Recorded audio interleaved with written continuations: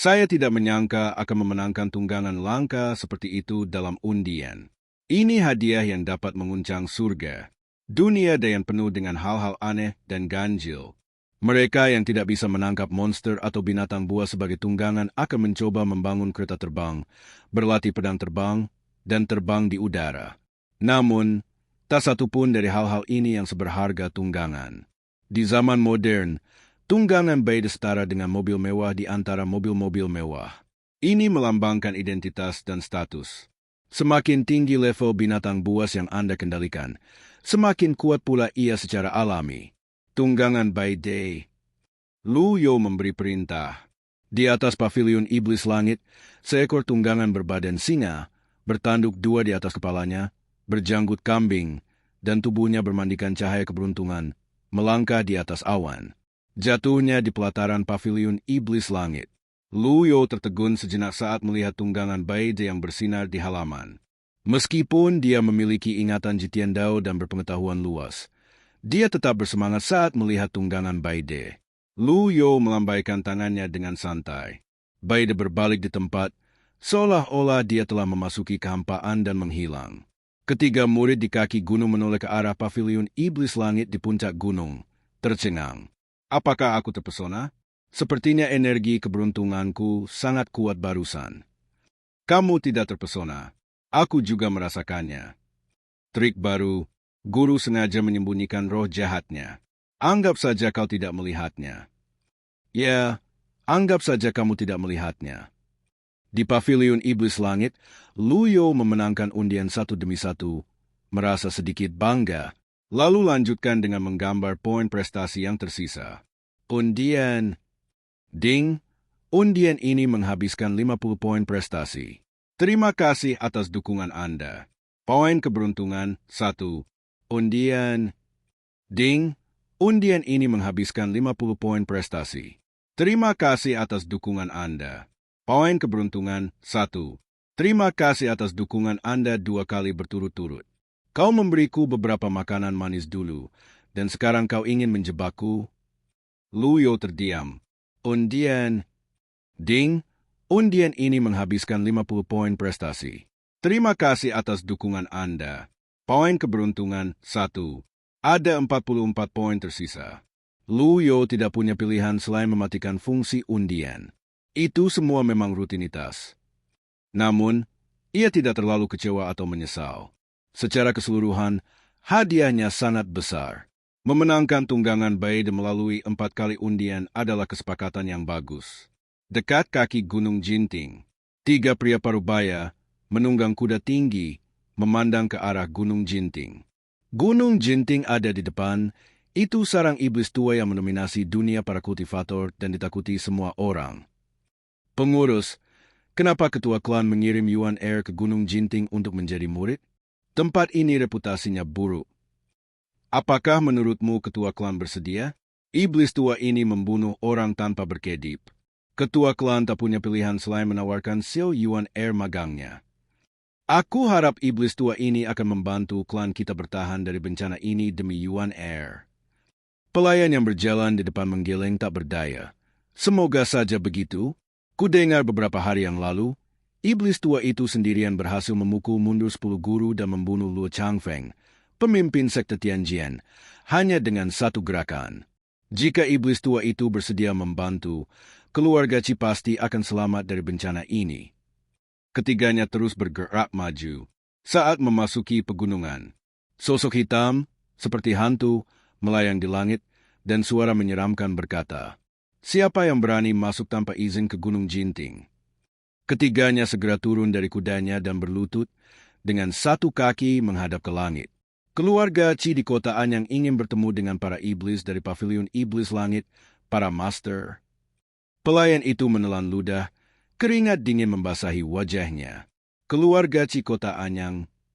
100 meter jauhnya, sosok Ming Xian melintas, meninggalkan jejak bayangan.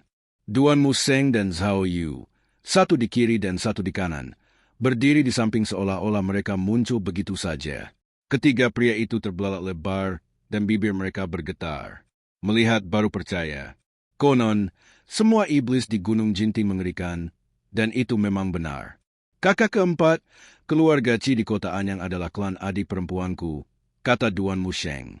Aku mengerti. Untungnya, aku pintar. Berdasarkan rutinitas baru guru, kita tidak bisa membunuhnya sekarang. Kita harus memperlakukan mereka dengan baik, terutama karena mereka adalah anggota klan adik perempuanku. Ming Xian mengangguk. Kakak keempat, apa yang kamu katakan masuk akal?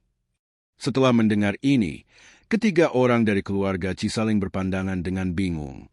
Ming Xian tersenyum tipis, melangkah maju, dan membantu pelayan Ci berdiri. Tidak perlu terlalu sopan, silakan berdiri cepat. Meneer Ci diliputi pikiran. Orang ini pasti tersenyum, tetapi menyembunyikan belati. Semakin sering hal ini terjadi, semakin ia tidak bisa menganggap dirinya serius. Aku tidak berani. Itu salah. Karena kamu dari klan Sister Junior, kamu adalah keluarga. Anggota keluarga tidak perlu terlalu rewel. Ayolah, jangan gugup. Saya tidak berani. Ming Xian mengerutkan kening dan menendang ke depan. Bang! Meneer Ci tampak seperti anjing ganas yang memakan kotoran, dengan ekspresi yang sangat jelek di wajahnya. Kalau kalian tidak menurut, kalian akan dihukum. Cepatlah, kalian semua, naik gunung dan tunggu hukuman kalian. Duan Musheng dan Zhao Yu tercengang. Jangan menatapku seperti itu. Aku juga tidak berdaya. Rutinitas baru guru benar-benar canggung. Gunung Jinting, Pavilion Motian. Tuan, keluarga Ci di kota Anyang ingin bertemu dengan Anda. Keluarga Ci? Suku Yuan Air kecil? Nama keluarga Ci memang berasal dari nama keluarga ini, dan keduanya berasal dari keluarga yang sama. Bayangan kota Anyang menerima Xiao Yuan Air sebagai muridnya 5 tahun lalu muncul dalam benaknya. Lu Yo mengangguk sedikit dan berkata, biarkan mereka masuk dan beritahu Xiao Yuan Air pada saat yang sama. Ya, tidak lama. Ketiga murid itu membawa orang-orang dari keluarga Ci ke Pavilion Motian. Xiao Yuan Air segera bergegas kembali setelah mendengar berita itu. Ketiga anggota keluarga Ci tidak pernah menyangka mereka bisa memasuki Pavilion Iblis Langit dengan begitu mulus. Semakin mulus jalannya, semakin gelisah mereka. Ketika mereka melihat Lu Yo, mereka gemetar ketakutan dan tidak berani melewati batas. Salam kepada Tuan Pavilion Iblis Langit. Kepala pelayan keluarga Ci berlutut di tanah, diikuti oleh 2 orang lainnya. Tatapan mata Lu Yo menyapu mereka bertiga. Dengan ringan dikatakan, aku telah menetapkan aturan bahwa siapapun yang bergabung dengan Pavilion Iblis Langit tidak boleh berhubungan dengan anggota klan atau teman mereka. Yuan Air kecil, apakah kau masih ingat? Mendengar ini, Xiao Yuan Air segera berkata, murid, mengingatnya, aku akan segera mengusir mereka. Pengurus keluarga Ci menoleh ke arah Xiao Yuan Air. Wajahnya dipenuhi keringat saat dia berkata, Nona muda, ini saya, Cian. Cian, apa itu kamu? Xiao Yuan Air menatap pria parubaya di depannya dengan sedikit terkejut. Cian langsung menangis sesedu-sedu dan berkata, Nona muda, akhirnya aku bertemu denganmu. Keluarga Ci sedang dalam masalah. Tuan dan Nyonya sedang dalam masalah. Lagi pula, Xiao Yuan Air baru 5 tahun jauh dari rumah. Dan selama 5 tahun itu, ia sering memikirkan ayah dan ibunya, mengkhawatirkan mereka.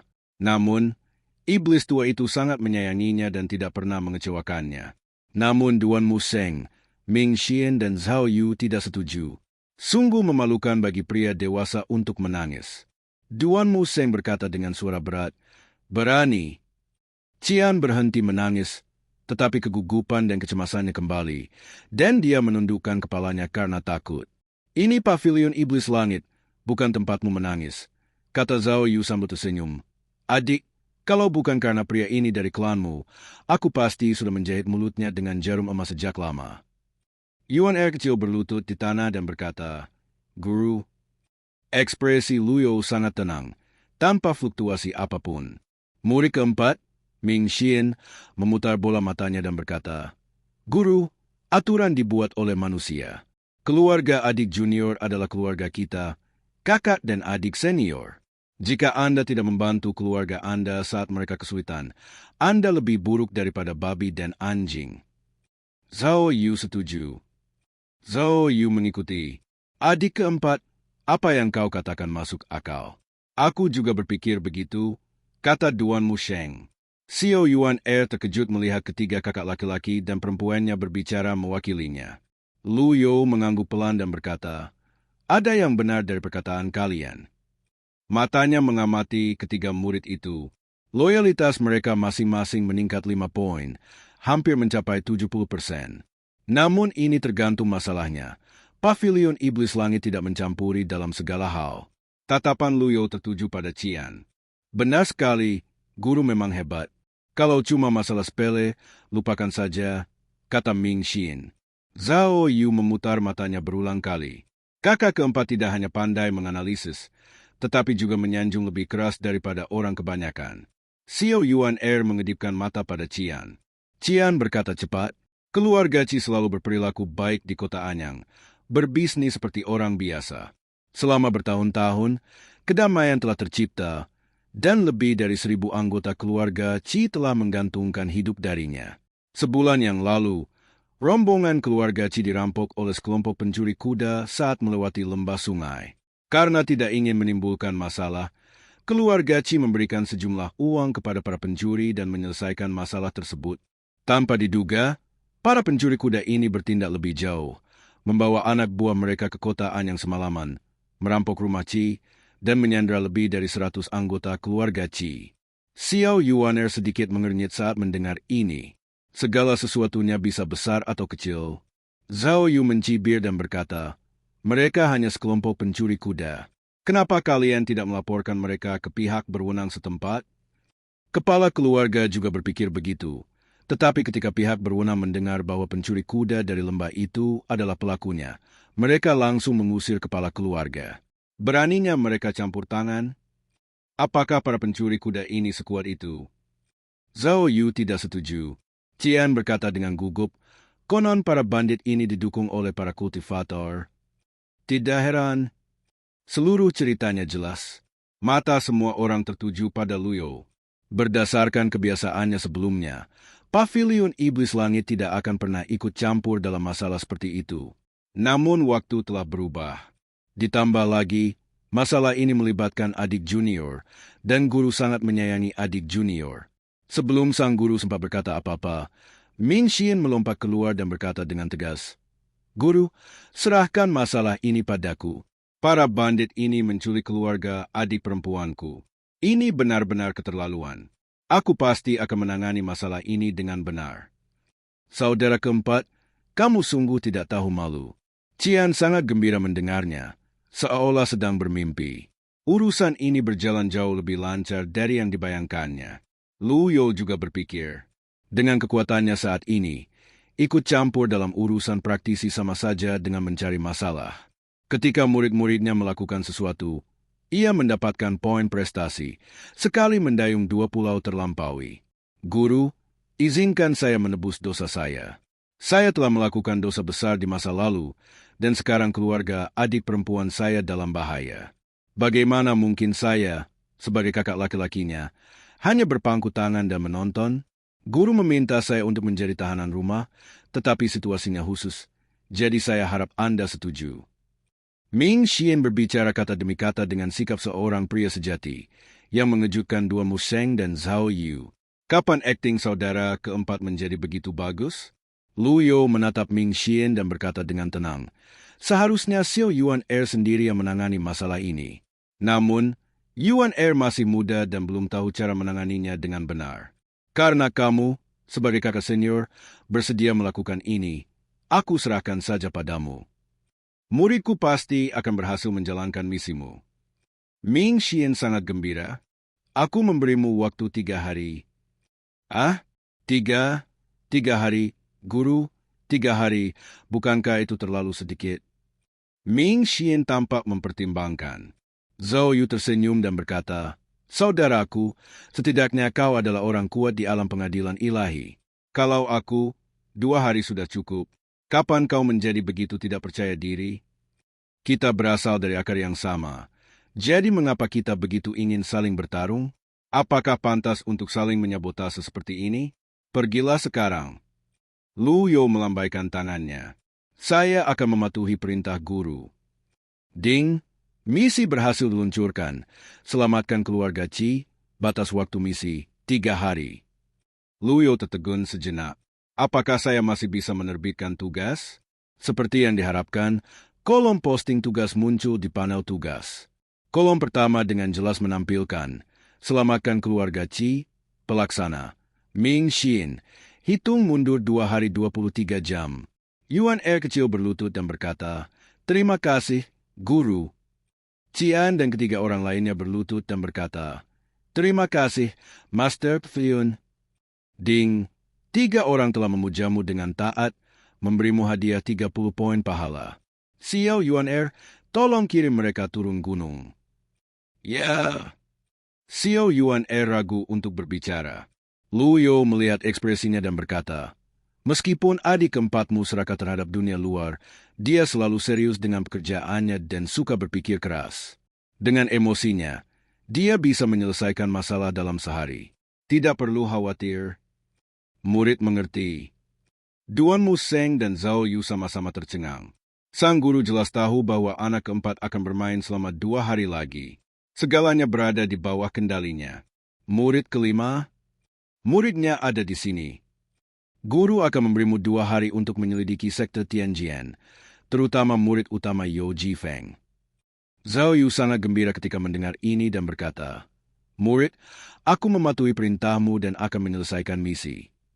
Ding, misi berhasil dikeluarkan. Selidiki Yo Jifeng dari sekte Tianjian. Batas waktu, 2 hari. Karena aku ingin menghasut pembelotan Yo Jifeng, aku perlu mengawasi dia.